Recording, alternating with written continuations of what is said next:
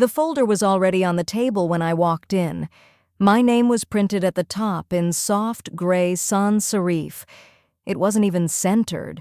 No ceremony, no pretense of permanence, just a flat HR template that had been reused 100 times. Across from me sat Jenna Moore, head of HR, and Tyler Vance, my direct manager. They didn't offer coffee. They didn't stand.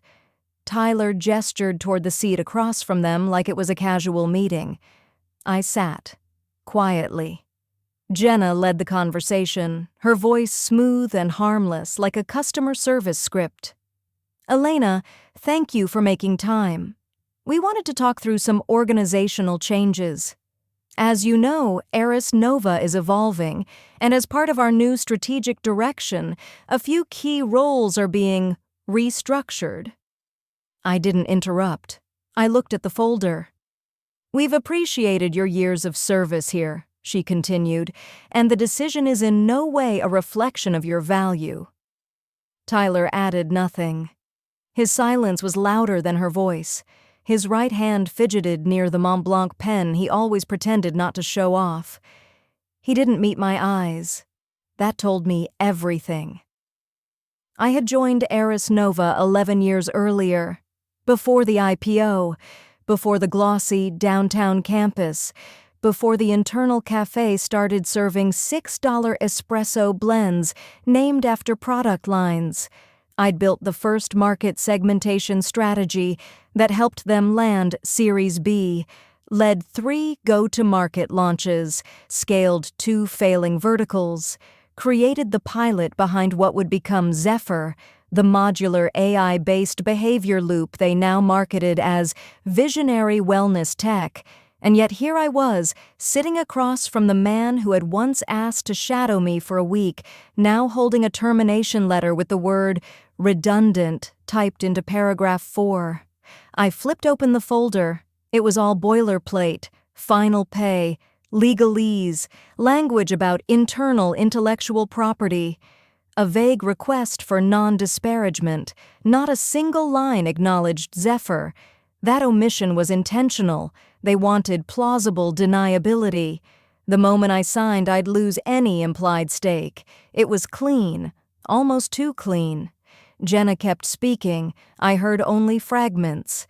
An exit package we believe is generous. Continued healthcare for 3 months. Standard non-compete. I nodded once. Not an agreement, just to make her stop explaining things we both knew weren't true. Tyler finally spoke. "I hope there's no hard feelings. This wasn't easy." He extended his hand. I took it. His grip was damp, short, controlled. "No hard feelings," I said. But that was a lie, not an emotional one. I wasn't angry. I wasn't even shocked. I was watching, noticing, filing. His collar was wrinkled. He hadn't shaved. His eyes darted to the hallway once. He knew he'd done something wrong. He just thought it was untraceable. Tyler had always underestimated me. Most people did. The meeting ended in under 15 minutes. Jenna said she'd have someone escort me to clear my desk. I declined. I had nothing there I needed. My work had lived in me, not in the cloud, not on the servers they now combed. As I walked out, I passed the digital display in the main lobby. It cycled between product spotlights and brand quotes. One line froze as I approached. "Eris Nova. Innovation you can feel." I smiled. The irony was elegant. Back home, I opened a folder on my personal drive titled Z0 Preliminaries, a backup I'd made before the project even had a name, dated, time-stamped, fully mine. I clicked through the files. They looked crude now, but they were authentic. Not slides, not branding, just logic, structure, the real blueprint. It wasn't rage that set in, it was clarity. I didn't want to take back what was stolen. I didn't need validation. I didn't want revenge. I wanted erasure, not of myself, from them. I wanted the launch they'd planned to disappear under the weight of its own fraudulence. I wanted the market to speak the sentence I'd never say aloud. And I wanted them to realize, too late, that they'd fired the one person who knew how to stop it. So I did what I'd always done. I got to work. I started at Eris Nova before it had a name worth remembering. Back then it was just Project N, a collection of leased desks, 3 founders who wore the same hoodie in different colors, and a shared Dropbox folder titled Final Eusethys V3. I joined as a data analyst. Not a glamorous title, but I knew how to track behavior patterns through fragmented logs, segment emerging user personas, and reframe failed ideas as repeatable systems. They needed structure. I became structure. I never raised my voice in meetings. I didn't have to. I wrote the decks that got funded, built the dashboards that landed our first partnership, quietly rewrote entire product scopes without credit because a founder was too high to remember his own pitch during a VC meeting. I made things stick.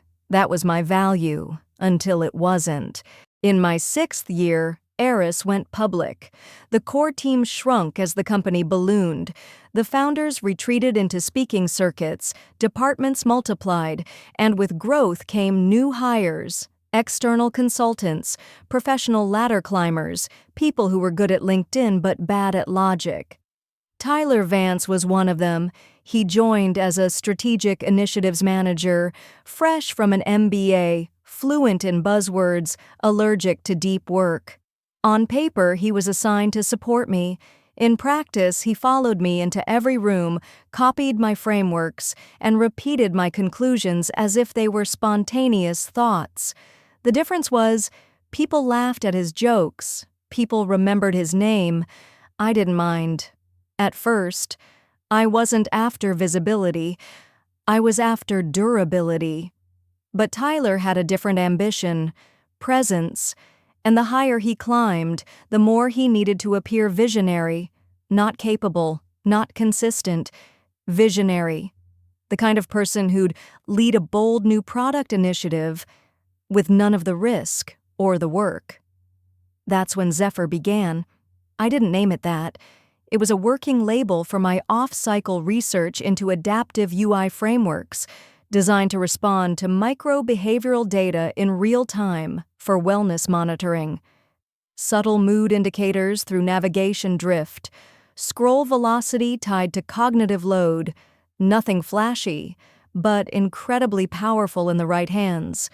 I worked on it after hours, ran parallel tests, built a sandbox prototype without ever pushing it to mainline code.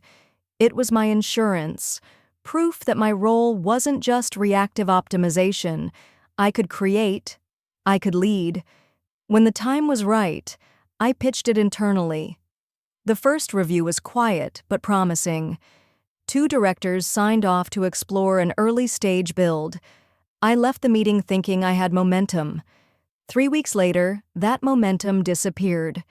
My access to test environments froze. The Jira tickets I had opened were closed without comment. And Tyler, who had once hovered over my shoulder asking questions, stopped looping me into meetings entirely. I wasn't removed. I was slowly muted. That was the first signal. The second was more obvious. A slide deck, one Tyler presented at a product town hall, referenced a new frontier in predictive wellness design. The diagram? Mine. The wording? Mine. The name? Changed. He had rebranded my prototype under a different code name, recast it as part of a leadership brainstorm he'd apparently initiated. I didn't confront him. I just watched the applause. I understood the rules now. The company didn't reward origin. It rewarded optics. Tyler was photogenic, loud, good with metaphors that made investors feel smart. I was the scaffolding beneath his stage, and he had found a way to pull the nails without making the platform fall. I adjusted. I pulled my personal notes from Cloud Sync, downloaded local copies of my version history, compiled timestamps, labeled audio clips of brainstorming sessions where my voice led the conversation. Not for revenge, not yet, just survival. They never saw me as a threat. That was their mistake. They assumed I would either comply or vanish. But people forget. The architect always knows where the load-bearing walls are. The first thing I lost was access.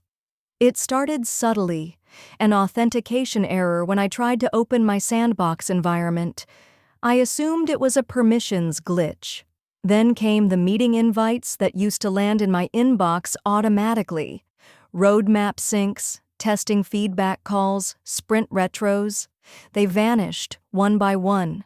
I asked a project coordinator if I had been removed. She checked. "Your name's not on the list," she said, confused. "But I could have sworn you were before." I nodded. "Must be a reshuffle." It wasn't. I submitted a help desk ticket. 2 days later, I received a templated reply from IT. Access revoked as per policy revision 8.3.1. Reach out to your line manager for further clarification. I never did. I already knew who submitted the change request, and I knew better than to leave a trail of protest emails. I wasn't going to fight the edits. I was going to trace them, so I turned to what couldn't be revoked. The old. My external backups were thorough, drafts of Zephyr from months ago with version history metadata that predated every slide deck Tyler had ever shown publicly. Audio logs of internal brainstorms, my voice leading discussions on biometric passive input, whiteboard snapshots, annotated in my handwriting, even emails with product counsel clarifying IP boundaries. Emails Tyler wasn't CC'd on. I didn't build a defense. I built a timeline. But while I was auditing my past, something slipped through the present. A calendar ping, sent in error, flashed across my screen. A forward of a forward, internal only.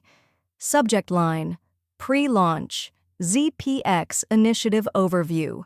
Attached was a memo. Top corner, confidential, internal code, ZPX. I opened it. It was Zephyr, stripped of my name, rewritten in Tyler's voice.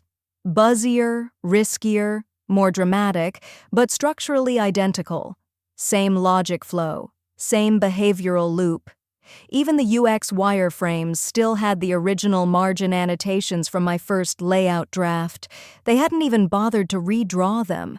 The memo described a new public-facing feature, emotional feedback mapping, positioned as a major breakthrough in predictive wellness. They were preparing a market launch. I should have been furious. I wasn't. I was fascinated. It became clear that this wasn't opportunism. This was premeditated, coordinated. Somewhere in the middle of the company's restructuring chaos, Tyler had repositioned my project as his, and now Eris Nova was about to stake its next fiscal quarter on stolen work. That made it fragile. I began noticing the seams. In a Slack thread meant for internal marketing, someone asked for the source model behind a claim in the ZPX pitch. The response came late and vague. Then came a product brief that contradicted a legal compliance line I had previously flagged as a blocker. They had cut corners. They had silenced the one person who knew where they were buried. And that gave me leverage. I didn't respond to the Slack thread. I archived the PDF. I downloaded the pitch brief. I flagged the error but said nothing. Because I didn't want them to fix it. I wanted them to build the whole thing on the wrong foundation. I wasn't going to sue. That would require surfacing my name and turning their theft into a dispute. I wanted something quieter, more final. I called a friend who freelanced as a design contractor. I asked her to check Eris's vendor logs. 2 days later, she confirmed it. My project had been filed under a shell agency, one of Tyler's consulting contacts from a previous job. They were laundering my pitch through fake external validation.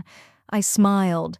I now had names, dates, memos, an entire timeline of missteps traced through careless digital fingerprints, and best of all, they thought I was gone. They thought the silence meant defeat, but silence is pressure, and I was just letting the pipes swell. The first thing I did was rename the files, not for legal protection, for control. I gave each folder a code name only I understood, built on childhood metaphors and private jokes no compliance officer could trace. My sandbox prototype became Library Ghost, the UI flow mockups, Orchard Fall. It wouldn't hold up in court, but that wasn't the point. I wasn't going to court, I was going to market. The day after I received confirmation of Tyler's shell vendor, I created a new freelance identity, E. Rowan, independent consultant. I paid for an LLC and domain. I seeded a few online articles in obscure design blogs, referencing adaptive wellness tech, signed with the same pseudonym. I added a fake advisory role to the LinkedIn profile. No photo, just credentials. Just enough to raise interest. I even followed Eris Nova's leadership team. Then I sent a cold email to Velan Labs. I knew their reputation, quietly aggressive, legally ruthless. Their founder had once publicly thanked an ex-employee for inspiring a product overhaul, days after acquiring the startup she worked for. Velan didn't copy. They bought the people who built what others tried to steal. Subject line, behavioral loop prototype, pre-IP, pre-pitch, clean tech. Attached, a simplified version of Zephyr. No branding, no Eris fingerprints, just the core engine, annotated with version dates that proved I'd built it before anyone else touched the code. I offered a limited-use license, contingent on technical improvements and rebranding. They replied within 48 hours. What followed was a month of silent momentum. While Eris prepped for their flash launch, Velan quietly iterated on my framework. Their engineers added layers I never had the budget or authority to test: neural adaptivity, haptic reinforcement, even gamified attention models. They paid well, not extravagantly, but enough. The kind of money that said, "We're serious, but we know this is still yours." I didn't ask for a title. I didn't want credit. I asked for impact. In the meantime, I kept watching Eris. Their internal newsletter started referencing Project ZPX. I downloaded every issue. Their CMO posted a teaser video of their wellness prediction tech with a product tagline eerily close to one of mine. Feels you before you feel it. I bookmarked it. Then came the beta rollout invite, forwarded to me by a former teammate with the subject line, "Guess what they're calling your prototype now?" I didn't reply, but I smiled, because I had already filed a provisional patent on the Zephyr core under my E. Rowan LLC, timestamped and approved before the internal memo date from Eris's ZPX archive. I hadn't registered the full patent. That would have triggered alerts, but the provisional gave me legal standing and a paper trail. And the beauty of software is that architecture matters. No matter how flashy Eris made their front end, their back end still relied on the original feedback loop I designed. Without understanding the logic I embedded, they were blind to how it scaled. Or broke. I didn't need to sabotage them. They were doing it themselves. All I had to do was stay silent long enough for the collapse to be irreversible. Velan had scheduled their launch to coincide with a wellness summit. One Eris was also sponsoring. 2 booths, 2 products, same category. Only one had a functioning backend that wouldn't collapse under user load. I didn't attend. I sent a former colleague in my place with instructions to observe, record, and collect feedback. Velan didn't advertise me. They didn't need to. Because by the time users saw the demos side by side, by the time journalists tried both products and noticed which one actually delivered on the emotional mapping promise, one truth would rise naturally. Only one version worked, and it wasn't the one Tyler stole. I watched all of this unfold from my apartment, laptop open, notepad beside me. No wine, no celebration, just data. This wasn't revenge, this was accountability, scaled. The collapse began with a tweet, not from a journalist, not from a whistleblower, from a user. An early beta tester who attended the summit and posted a side-by-side video of both demos. Caption: one of these reads your stress and adapts instantly, the other just blinks. Guess which one I'm deleting? Within 2 hours, it had over 40,000 views. The replies were merciless. UI designers dissected Eris's product in public threads, highlighting clunky response delays, inconsistent predictive models, and forced emotion labeling that made the interface feel like a half-trained chatbot. One senior developer from another firm posted a teardown of the behavioral loop model, noting, "Feels like this was designed by someone who didn't understand the math they inherited." They were right, because they had. By the end of that first day, Velon's launch, Eloin, had gone viral. Not by influencer strategy, by utility. Their product worked, fluidly, invisibly. Its feedback system wasn't just predictive, it felt anticipatory. Reviewers used words like empathetic, uncanny, and eerily accurate. TechCrunch called it an emotional mirror with guardrails. Eris responded by doing what corporations always do when caught off balance. They denied, then delayed. Tyler posted a video from the summit trying to reframe the comparison. "These are two different visions," he said. "Our goal with ZPX was never imitation, it was transformation." The comments were turned off within hours. Internally, someone leaked a clip from a product lead's Slack thread, a message, time-stamped 1 week prior to launch. "We still don't know what triggers the red state prompt. Tyler says it's intuitive. It's not." That message was reposted, retweeted, and turned into a meme. By day 4, stock dipped 11%. By day 7, it hit 22%. That's when the media started digging. Wired published a feature titled "Stolen Signals? The Anatomy of a Vaporware Launch." The Verge followed with, "Who built ZPX?" Spoiler, it wasn't the guy in the keynote. Even Forbes ran a piece that asked directly, "Was Eris Nova's emotional engine ever real?" Velon didn't gloat. They didn't need to. Their head of product issued a single-line statement to Tech Review. "We do not comment on imitation. We focus on function." They never named me. That was part of our agreement. I wasn't in this for spotlight. I was in it for silence. The kind that follows collapse. Tyler's LinkedIn went dark the second week. He scrubbed the Eris branding, updated his title to independent consultant, and deleted over 200 posts. He left one, a photo of his name badge at the summit. No caption, no likes, no comments. The real break came during Eris's quarterly call. Analysts asked about the failed ZPX launch. The CEO, voice tight, confirmed that the project had been paused pending technical reevaluation. He cited staff realignments and IP audit reviews.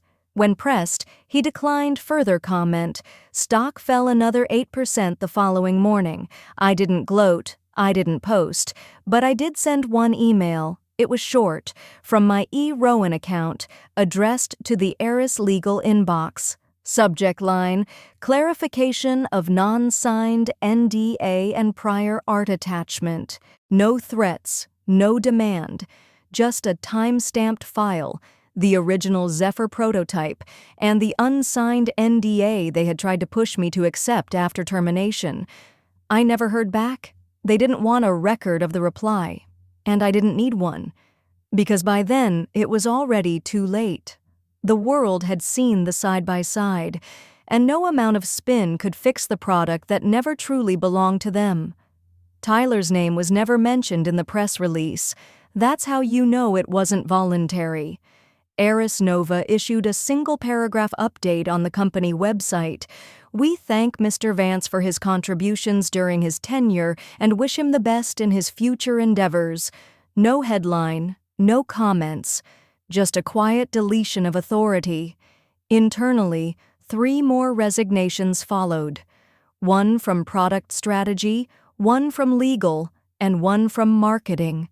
The board claimed it was part of a normal cycle of leadership evolution. But the truth lived in the pause between sentences during the next earnings call. Investors asked, who owned the ZPX framework? The CFO dodged. Then the chair stepped in. It's been internally resolved. It hadn't. I received an email from Eris's newly appointed VP of Strategy exactly 11 days after the collapse, not through my freelance identity, through my actual inbox.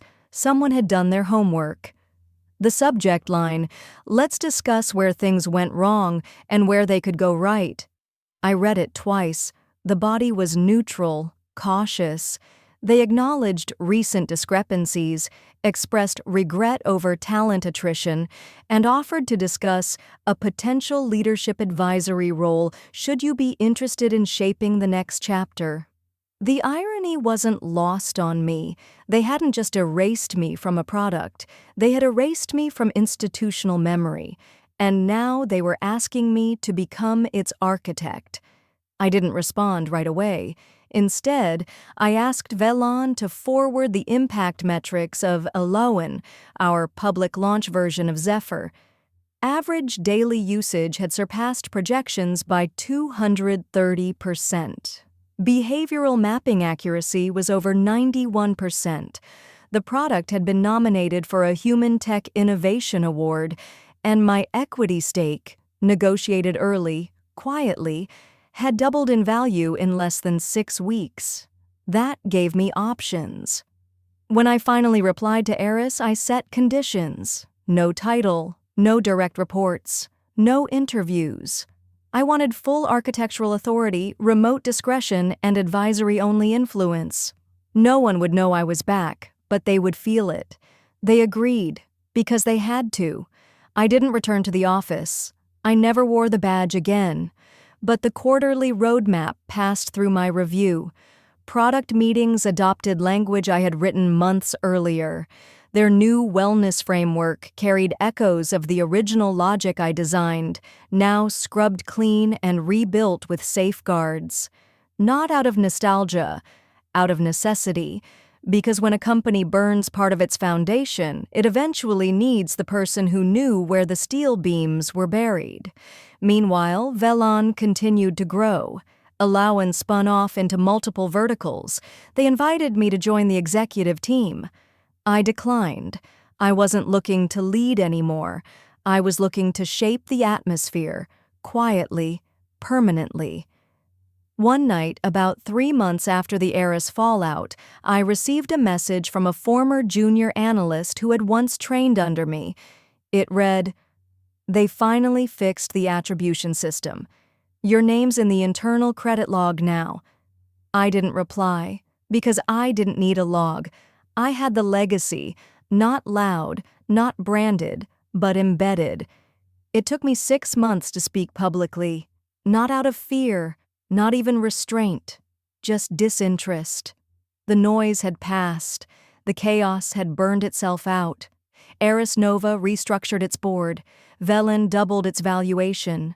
And I remained where I preferred to be, not invisible, but untraceable. Then came the invitation, a mid-sized innovation summit in Copenhagen, niche, tactical, not a stage for glossy narratives, just rooms full of builders. The keynote panel was titled, "Silent Foundations: What We Miss When We Ignore the Quietest Mind in the Room." The organizer wrote, Your name came up more than once. Would you consider sharing something? Anything? I thought about declining. Then I realized I didn't have to share a story. I could share a blueprint. The keynote wasn't filmed. That was my only request. No cameras, no live stream. Just a microphone, a projection screen, and a group of people who had never seen my name on a press release but had probably built products with my fingerprints in them. I didn't talk about Zephyr or ZPX or Elowen. I talked about being mistaken for silence. I spoke for 13 minutes, measured, controlled, on what it means to become part of the system beneath recognition. The labor that scaffolds legacy without owning it. The calculus of when to stay, when to vanish, and when to return, not for applause but for architecture. Afterward, no one asked for photos. A few asked for templates. That felt right. When I flew back home, my inbox was empty. No new fires, no corporate emergencies, just a message from Velon's founder. Subject, that keynote. Body, it was surgical. They won't forget it, even if they don't know your name. That same week, I posted something on LinkedIn for the first time in over a year. No name drop, no commentary, just a grainy photo. It was the whiteboard wall from my old heiress office, back when Zephyr was nothing but wireframe sketches and a single loop drawn in red marker. The image was cropped. My face wasn't visible, but in the corner, written in small, slanted handwriting, was a phrase I had once used to describe emotion-driven design. Prediction should feel like listening, not guessing. I captioned the post. Not all foundations are meant to be seen, but they still hold the weight. That night, someone from the old marketing team liked it. Then someone from Tyler's old department reposted it, without comment. I turned off notifications after that. Some names fade, others echo. Mine didn't need to be remembered. It needed to be understood. That's legacy, not applause. Authorship.